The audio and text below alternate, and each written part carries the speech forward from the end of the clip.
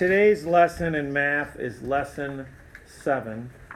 The goal of the lesson is to interpret the unknown in a multiplication and division problem to model and solve using units of 6 and 7. We're going to do number 3 from their homework of lesson 7. The problem reads, Mr. Lucas divides 28 students into 7 equal groups for a project.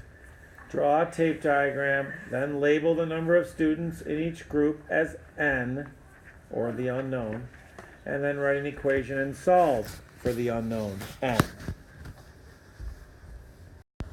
So the first step in this problem is to draw your tape diagram. So here's your piece of tape. And then the students have been told to first put on the piece of tape what's given. And the things that are given is that there's a total of 28 students. So there's your 28 total. And that there are 7 equal groups. So here are your 7 equal groups. 1, 2, 3, 4, 5, 6.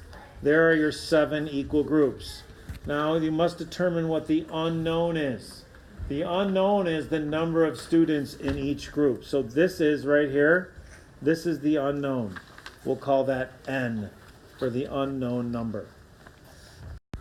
Next is your equation with the unknown that you must write. So we'll take our total, 28. We'll divide it by the number of groups. And then n will stand for the number of students in each group. So we now have our equation. And by the way, the students have also been instructed that they could use multiplication here.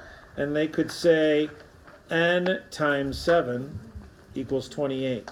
So if you want to think of it as multiplication or division, it does not matter to me. Okay? But now you must solve for n.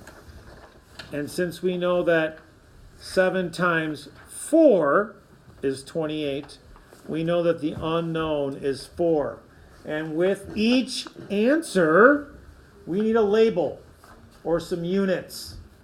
And so in this case, our label or our units are students. So n is equal to 4 students in each group.